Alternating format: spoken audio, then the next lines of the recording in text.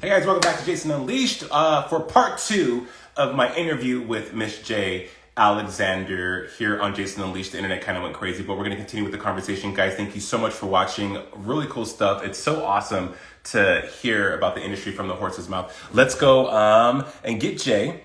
He's just stepped into the room. Boom. Boom. Part two, Miss J on Jason Unleashed.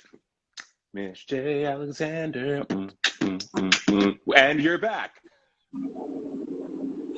I never left. You never left. I wonder what Instagram was coming for us. Who? Instagram was trying to take us off the air. I know, the shade of it all. You have this really incredible sense of style that has evolved over time, as we talked about earlier, just with everything that you are and your social media and your existence. What is inspiring you now as far as fashion and your aesthetic? Wearing no panties at home. Oh, commando's good. Hey, I'm all for a commando moment. I'm Wearing no commando right panties at now. home. You know, I have fabric that I would usually take from designers in the workrooms, actually, that I want to create something in it. I just think right now, my inspiration right now is just, it's almost a little bit at a standstill. Because my brain is elsewhere right now. My brain is traveling. And because what inspires me sometimes is going out, being someplace and doing something. And right now I'm working on my documentary that was just put on hold. And it's with a Swedish director, Omina Gadezi, who is actually the director behind it. And we were in the middle of all of that in the past year. It's been a lot of work because I work a lot with the SCAD students at SCAD in Savannah because I met the school through Andre and Tally. And I've been down there now at SCAD for 17 years. They fly me and I help cast the students and I help coach them. And, you know, it's a lot of talent there too at the school, a lot of talent at the school.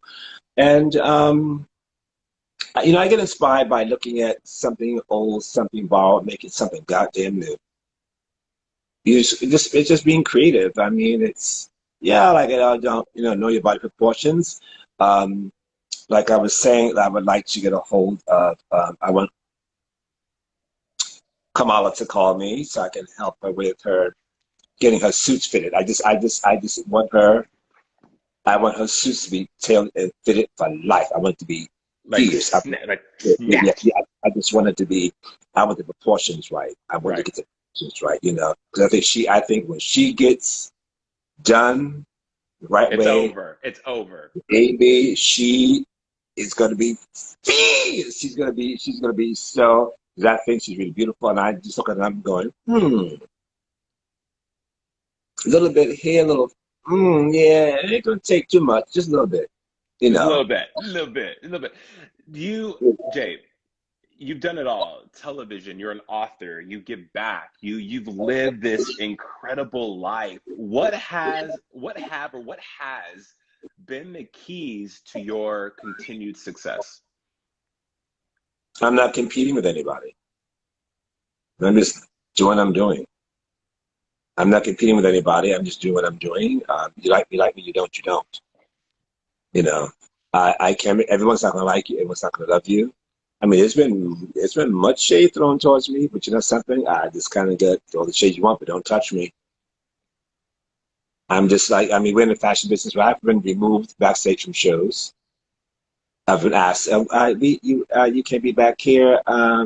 Somebody got a little bit nervous. I always remember at the show here when the Chancellor with Brian Park, the guy came out and had me removed from the backstage, where someone said me, just stand there and wait, we're going to go to your seat.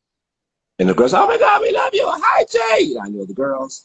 And for me, choreographers were a little bit unkind to me. There's another one who was hosting an event in New York City, and I was so thrilled to see him, and he was really very all that way. And I was like, okay, I'm sorry that I'm taller than you, but that's what it is. It was very just unbothered. And sometimes I complain that sometimes I think gay, black, white, Asian are different. Sometimes they'll support other gays. Mm-hmm. The business, and like I said, I don't want your job. I can probably do it, but I don't But I want don't it. want it. I don't want it. That's not my thing. You know, I'm coming to it. Let's all do this thing together. Um, I'm not going to come up and read just not me being mean and being who I am. I've been doing this for a while, and my things I remember these few words: yes, man, thank you, please. You know, I've known people for so long. Someone said to me, "How do you know Mark Jacobs?" I've known Mark Jacobs almost my entire life, and the ex-CEO Robert Duffy, like my entire life. You know, I'm surprised at people who have watched the show that have surprised me with telling me what they have learned, that their kids watch it, and it surprises me a lot. Why? When someone else, because it just does. Because I think I do what I do when I go home. Okay, we finished. You got it. Y'all, you want me to say it again? Did I chop my words? Run atmosphere. You got the tone. Yeah. Okay. Bye. I'm out of here. I remove myself from it. I just go home. Either New York or go back to Paris. I just see you next time. Um, some of my moments of people who I thought that was like, wow, um, Angela Bassett. Um, that moment was another unreal moment. Um, you know, and that's how we became friends. Deborah Messing is Hmm. another one. We've all been watching. You know, Samuel Jackson mentioned his wife. He said, "I'm tired of going to bed with you at night," because my wife was always watching the show, and I started laughing. So I think about these people, you know, and just kind of go, okay, because you're bigger than me. You know, I look at you and I kind of go, well, you know, you're bigger than me. You are doing what you're doing. At the kids, I'm surprised at the kids. You know, my mom and so on. Oh my God, blah blah blah blah blah. You know, what I learned from you. You know, what you taught me, and you're so funny. And you're the same person who you are on TV. So you're on the person in the street. It's just a wardrobe change. Yeah, just yeah. It should. Hey, Uh, hey. God, what you see is what you get is a whole lot more. It's just a wardrobe change for me. And you know, people have hearts and people have feelings. People have dreams, and you want to help them blossom if you can. And sometimes people, I think, just do things just to see if they can do it. And once they kind of get a taste of it, and okay, I did that, I don't want it anymore. So I would say, if you make $100, if you make $100, out of that 100, save 50, spend 25, spend 25 carefully. You are still, Hey, that's good advice, but damn, my ass would spend all 100, not carefully. baby. No, you kind of have to, you know, when you're just starting out in any business, Yeah. I think financial backers, there's so many talented young designers who don't have the money and the financial backing because they don't go with a business plan Hmm. or they don't have good management. And the people that are the financiers that are putting the money into the business don't realize that sometimes you don't see that money back for 2 or 3 years. It's building an image, building a brand. It's everybody, there's so many more things out there. And we also, too, have to step back from social media for a hot minute because there's younger people getting caught up into that, which is really scary, Yeah, it's feeling scary. not good enough. So I sort of understand the kids who I don't want to commit suicide. You make me nervous when you have those thoughts because someone says that you're not pretty enough or, you know, you don't have the right clothes and things like that. That does not make you who you are. Right. It doesn't Oh, make you.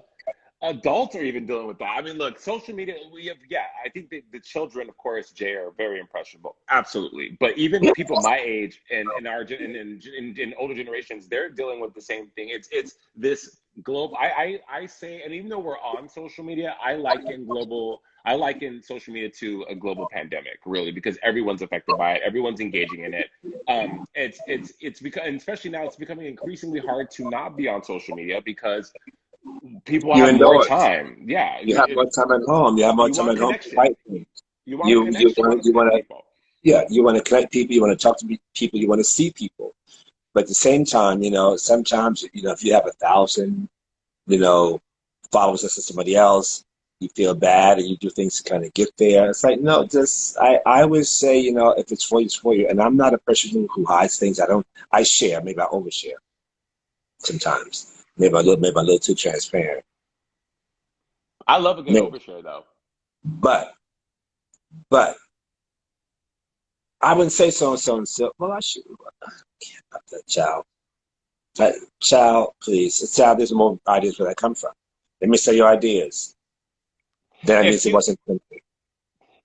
but so it wasn't for me, but this business has been for you. Will there ever come a time though, Jay, where you will walk away, step away, and be like, bonsoir, say Yeah. bonsoir, Oh, or yeah. what's au Yeah. revoir? Yeah. Yeah. That's Yeah. my French of the day. Yes, it'll come, When you're dead. bitch. Child, please. No, listen. I'm grateful for all of it. I'm grateful for the person that I am, the person I've, have been able to share with people. That it's been a great journey. So it's very interesting. Some people don't share the same stories on the same journey. You've Hmm. experienced that. But yeah, when that time comes, you'll know because it'll just happen. You can't plan that moment because when you plan it, something comes up even bigger and better. You kind of, oh my God, can I turn that down? Really? Okay, okay, this will be the last one for me, you know. And we, just as humans, it's that need that we have for love and understanding and, Hmm. the get into the spirit and guide people, give back. Because people think because you don't give $1 million, that should give back. You can give back by volunteering your time. You can give back by volunteering some information. You can volunteer by lending an ear. You know, you know, using your words. The platform doesn't need to be out there with a speaker or a megaphone in public. You can do it in many other ways to get people to, you know, guide themselves in what they need to go through. And Right. right now, the kids, they're a little more open with their sexuality, but they're dealing with their pansexuality. This is easy to say, I am queer for a lot of kids, because it's easier for them to get people to accept them for that. And once they make up their mind, that may be the new word, that they're using to say that I'm gay or that I'm bisexual, that I'm open.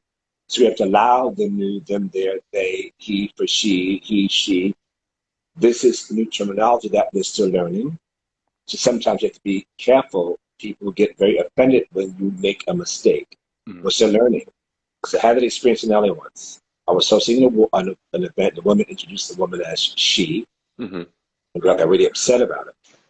And she was very, very defensive. It's them, there, there. The woman was she was so startled. When I kind of thought, oh my God, this is just, that was so out of order because she was being very respectful.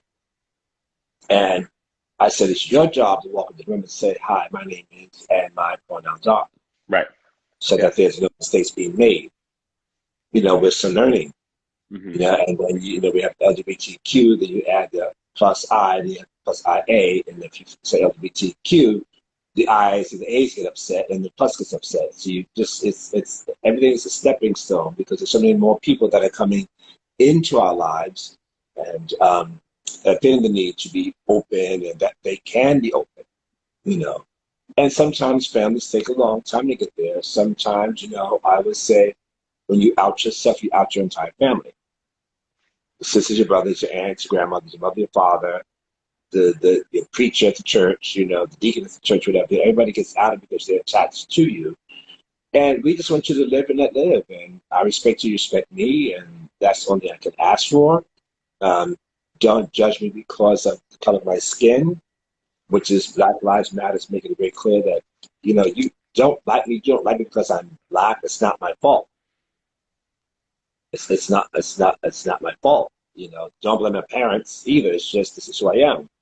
And I've been kind to you, I've been respectful to you, so don't, why are you coming at me? Yeah. And there needs to be an understanding on, you know, all the stuff with race relations when people are afraid to ask those questions and people just don't know how to say it. So you have to educate them. Hmm. And some words in certain languages has a very harsh meaning behind it, but at least for us, but in some countries, that's a normal word.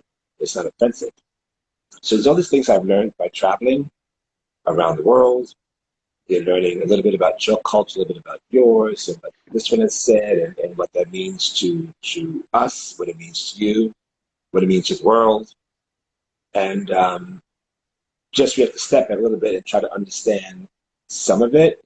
Hmm. Sometimes you need to get up in your face with it.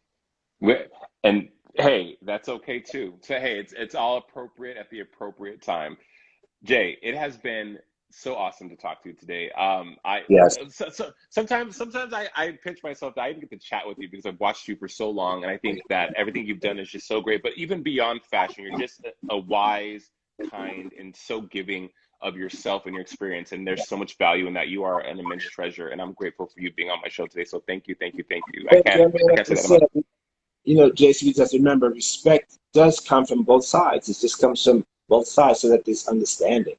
If Yeah, you scream, I scream, you scream, nothing gets solved. Let's sit down at the table. We're going to talk about it and how do we fix these problems? And how there do we we fix go. these problems? Because I mean, in the end, it's your nieces and nephews, your kids, your grandkids. They're coming up behind all this stuff here. She wanted to set a better example with people when it comes down to just listening on both sides. Right. And you are that example, Jay. Jay, I'm gonna let you go because I know you're busy and you're out there in the Yes. streets and surviving in Brooklyn. I mean, sorry, the Bronx. Not even the Bronx, Manhattan. What did I say? He's like, I don't even Long Island. Well, hey, I'm from New York City, South Bronx. I'm living in Chelsea, living in Paris. So call me a snob. What can I say? You are of the world, darling, of the world. I will talk to you soon. And again, thanks for being on Jason Unleashed. It's been a pleasure and an honor. And bye to the Jason Carter official fans and the Miss J They're fans. I try they're to catch all some of the loving you. comments at the bottom. I see right here. And remember, I'm going to end this with this. To Yes. all those fans that have been watching for the past hour, remember, be fierce, be fabulous, and always be and do you. Bye. Boom. Bye.